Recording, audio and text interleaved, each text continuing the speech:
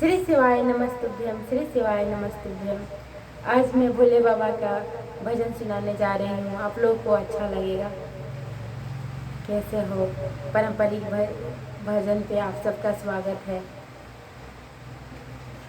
जितना अभी का समय में जितना हम गा ले, जितना भजन कर ले, जितना भगवान में स्नेह लगाए वही जाएगा, कुछ नहीं जाएगा। ना हमारे साथ जाएगा, ना आपके साथ जाएगा, सब यहीं का यहीं रह जाएगा।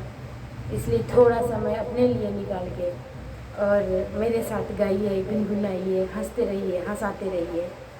श्री शिवाय नमस्ते, श्री शिवाय नमस्ते।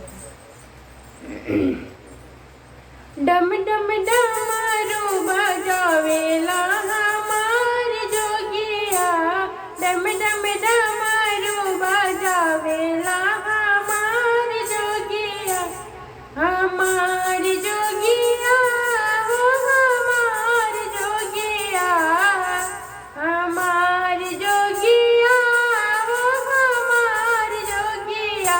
डम डम डमरू बजावेला हमार जोगिया, डम डम डमरू बजावेला हमार जोगिया।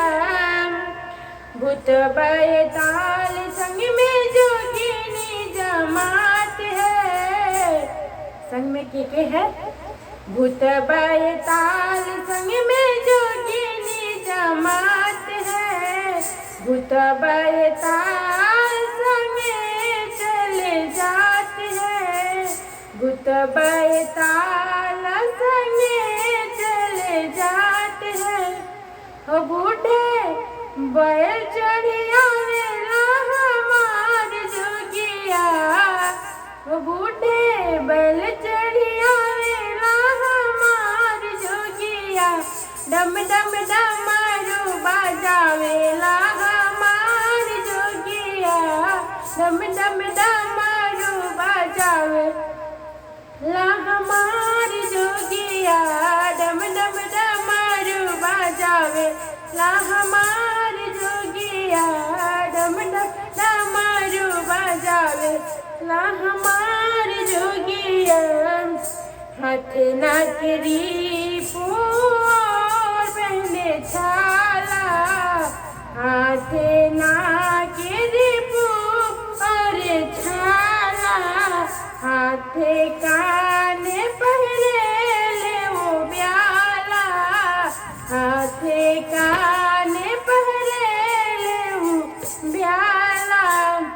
हरदम हो हरदम सीताराम गावेला हमार जोगिया, हो हरदम सीताराम गावेला हमार जोगिया। डम डम डमरू बजावेला हमार जोगिया, डम डम डमरू बजावेला हमार जोगिया, डम डम डमरू बजावेला हमार जोगिया। श्री शिवाय नमः।